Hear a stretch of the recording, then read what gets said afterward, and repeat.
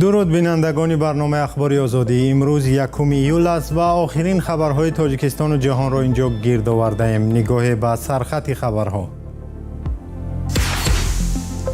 مشورت‌های دو جانبه بین امریکا و تاجیکستان. پس از 4 سال دوباره مقامات دو کشور در واشنگتن مسائل امنیتی از جمله مبارزه با تروریسم و افراطگرایی و جنایت‌های فرامرزی را بحث کردند. حامیان حقوق پیشنهاد کردند که مقامداران تاجیک متهم با عذاب محبوسان بازداشت شده ها بر پایه قانون مگنیتسکی مورد تحریم و مجازات قرار گیرند. در ناحیه روشان جسد علیشیر میرزان‌آباد رئیس ولایت مختار کوهستان بدخشان را به خاک سپردند. در دریای پنج جستجوی جسدهای همسر و دخترش ادامه دارد. دیروز بعد تنفس 4 ساله در واشنگتن دور دهم مشورت‌های دو جانبه سالانه بین ایالات متحده آمریکا و تاجیکستان دایر شد. هیئت‌های دو کشور همکاری‌های امنیتی از جمله مبارزه با تروریسم، افراطگرایی و جنایت‌های فرامرزی را بحث نمودند. در عرصه این نشست کاتب دولتی ایالات متحده آمریکا مارکو روبیو رهبر هیئت تاجیکستان وزیر کارهای خارجه سراج الدین مهرالدین را به حضور پذیرفت. در این باره همکارم خیرامان بقازاده تفصیلات می‌دهد. مارکو روبیو کاتب دولتی آمریکا در گفتگوی روبرو با سراج الدین مهرالدین وزیر کارهای خارجه تاجیکستان به توسعه امکانات تجاری در ساحه معدن‌های نادر و بخش‌های دیگری مهم اشاره کرده است. دپارتمент دولتی یا وزارت کارهای خارجه آمریکا نوشت دو جانب رشد همکاری‌ها را در ساحه امنیت، مبارزه با تروریسم و ضرورت توسعه همکاری‌های بسیار جانبه توسط پلتفرم دیپلماتی 5+1 بررسی نمودند. جانب آمریکا همچنین گفته است صداقت تاجیکستان را به همکاری‌ها در ساحه بهداشت قدردانی می‌کند. ماه اپریل دو کشور به اعلامیه تفاهم گلوبالی 5 ساله امضا گذاشتند. با نوشته دپارتمент دولتی این اولین سند است که در چارچوب استراتژی سراسری بهداشت آمریکا در آسیای مرکزی و جنوبی در دوره رئیس جمهوری دونالد ترامپ امضا شده است. در همین حال روز 30 ایون در واشنگتن دور دهم مشورت‌های دو جانبه سالانه بین آمریکا و تاجیکستان دایر شد. هیئت کشور را در این نشست وزیر امور خارجه سراج الدین مهرالدین و جانب ایالات متحده را یاور کاتب دولتی در امور آسیای جنوبی و مرکزی پول کاپور رهبری می‌کردند.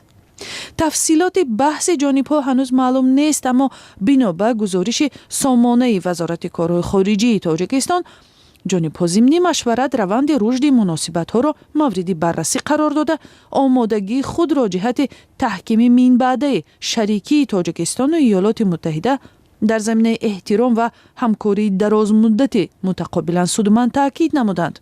یاور کاتب دولتی آمریکا پول کاپور نقش کلیدی تاجیکستان را در تامین امنیتی مرز با افغانستان و جلوگیری از تروریسم و جنایتکاری بین‌المللی در این منطقه نیز ذکر نموده است.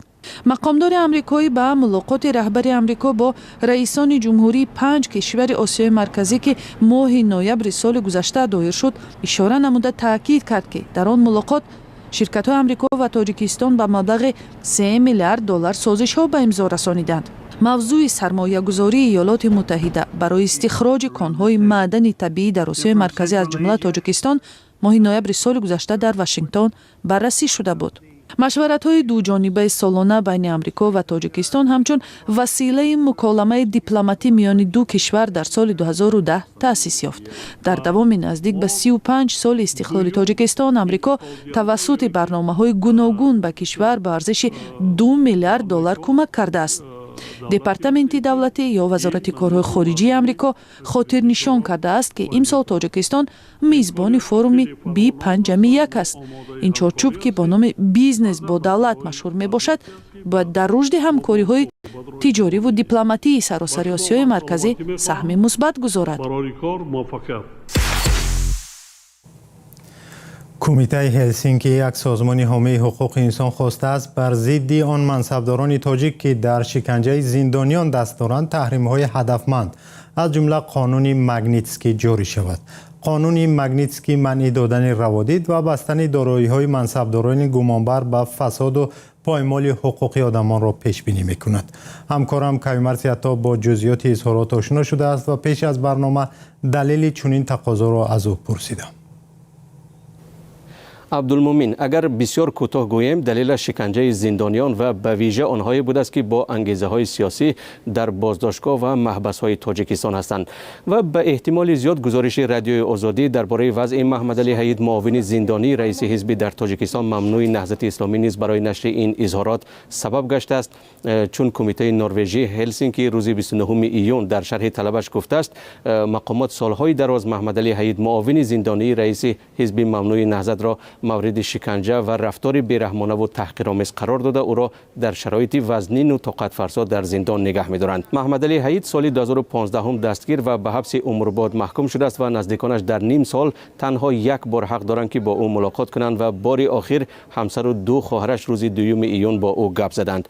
خواهرش گلببی حیدتova روز 16 ایون در صحبت با رادیوی آزادی گفت که برادر 68 ساله شکایت کرده است که او را لوچ در بالای برف نگاه داشته با کلتک زدند و بعد آن در آب نگاه داشته و سپس 2 هفته در حجره یا اتاق تنبیه هم محکم کردند. فیروز محمد علی پسر محمد علی حید نیز به کمیته نروژی هلسینکی گفته است که پدرش را طی سالهای آخر در بازداشتگاه بارها با مشت و لگد و کلتک زدند و او شنوایی یک گوشش را تقریبا از دست داده است. از نشر اظهارات کمیته هلسینکی 3 روز گذشت و قبل از برنامه از همکارم کیومرث پرسیدم که آیا جانب تاجیکستان هم واکنشی کرده است یا نه؟ تاکنون مقامات در تاجیکستان واکنش نکردند، اما اگر به اظهارات کمیته هلسینکی برگردیم، دبیر کلی آن بیریت لیندمان گزارش ها را درباره شکنجه شدن محمد علی حید بسیار تشویش آور خوانده و از مقامات تاجیکستان خواسته است که باید همه گونه شکنجه و بدرفتاری را نسبت به محمد علی حید و زندانیان دیگر سیاسی بس کنند و آنها را فوراً آزاد کنند. خانم لیندمان سبب افزایش شکنجه را در بازداشتگاه و زندانهای تاجیکستان به جزا ماندن مسئولان شکنجه دانسته و گفته است که حالا وقت آن رسیده است که شریکان یا همکاران دموکراتی تاجیکستان علیه منصبداران تاجیک که در شکنجه دست دارند تحریم‌های هدفمند مثل قانون مگنیتسکی جاری کنند. از این پیش در ماه می امسال کمیته محو شکنجه در سازمان ملل گفته بود که هرچند در قانون‌های تاجیکستان برای زوری و شکنجه جزای سخت تعیین شده است، اجرای آن کمتر به نظر می رسد و تعداد آنهایی که برای شکنجه مثلا یک زندانی یا بازداشت شده جزا گرفتن بسیار کم است.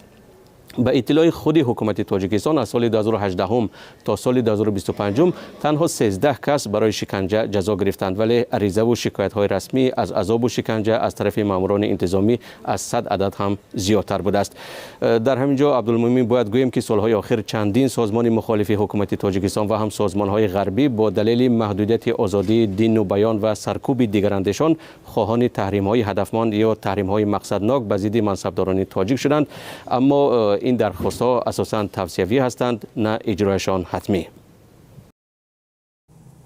تشکر از همکارم کیومرث عطا که درباره پیشنهاد مجازات مقامداران تاجیکی متهم به شکنجه زندانیان معلومات داد.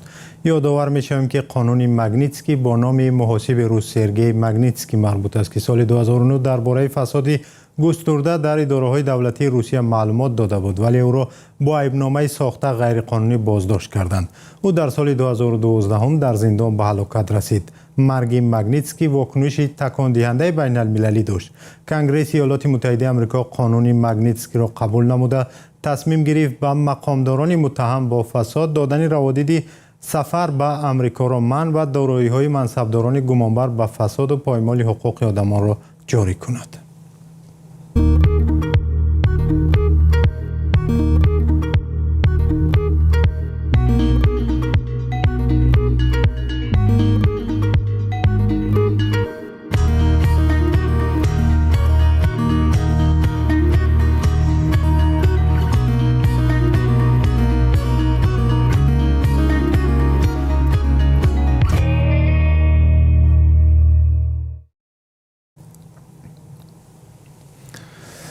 روزی گذشته در یک مراسم خاص در ناحیه روشان جسد علیشیر میرزانواد رئیس ولایت مختار کوهستان بدخشان را به خاک سپردند. جسد او را پس از 2 هفته جستجو در ساحل رود 5 در حدود ناحیه شمس‌الدین شاهین پیدا کردند. همکارم میرزانبی خالقزاد درباره مراسم خاکسپاری او و شخصیت علیشیر میرزانباد این گزارش را تهیه کرد. شاهد مراسم ودا با معاون رئیس مجلس ملی مجلس عالی جمهوری گزارش ویژه تلویزیون دولتی تاجیکستان از خاکسپاری جسد علیشیر میرزانباد رئیس ولایت مختار کوهستان بدخشان او را روز 30 ایون در زادگاه دهی شیدزی ناحیه روشان دفن کردند. مقامات گفتند پیکر او پس از 2 هفته جستجو از ساحل رودی 5 در ناحیه شمس‌الدین شاهین یافت شد. امروز جسد مرحوم رئیس ولایت از رودخانه 5 بیرون برآورده شده. علیشیر میرزانباد با همسر و دختر خردسالش و راننده و یاورش روز 17 میون در رودی 5 غرق شده بودند. جسد یاور و راننده‌اش را روز 25-26 میون پیدا کرده بودند. نجات بخشان کمیته حالت‌های فوق‌العاده تاجیکستان هنوز جسد امینه امان‌الله و همسر علیشیر میرزانباد و دختری 2 سالش عارفه را جستجو دارند. رقم قید دولتیش 278 تیجی هم خیومگه 3 تا استالبر از اگه راست همی خیومگه بعد درونی دریو سبب بر رودی 5 غرق شدن ماشین خدمتی علیشیر میرزانباد را وزارت کارهای داخلی تاجیکستان سرعت بلند و از عهده اداره واسطه نقلیات نبرآمدن راننده سینا مبارک شایف نامیده بود. از خدمت‌های شایان تحسین علیشیر میرزانباد در جلسه حکومت تاجیکستان روز 30 ایون به پاس خاطر او دقیقه خاموشی اعلان کردند. قبلا رئیس جمهور امام علی رحمان علیشیر میرزانباد را شخصی نامیده بود که وظیفه های خدمتی خود را همیشه صادقانه و با مسئولیت بلند اجرا می‌کرد. قبلا آمادگی پوره جنگی گرفته. بعضی از ساکنان در ولایت مختار کوهستان بدخشان او را در سرکوب ده‌ها فعال یا مردم ناراضی متهم می‌دانند. آنها بر این نظرند که علیشیر میرزانباد سال 2022 به حکومت مرکزی شرایط فراهم آورده است تا فعالان و ناراضیان را در منطقه بیرحمانه سرکوب کنند. علیشیر میرزانباد 46 سال داشت و سال 2021 رئیس ولایت مختار کوهستان بدخشان بود. پیش از آن در حکومت شهر خارق و کمیته دولتی امنیت ملی کار کرده است.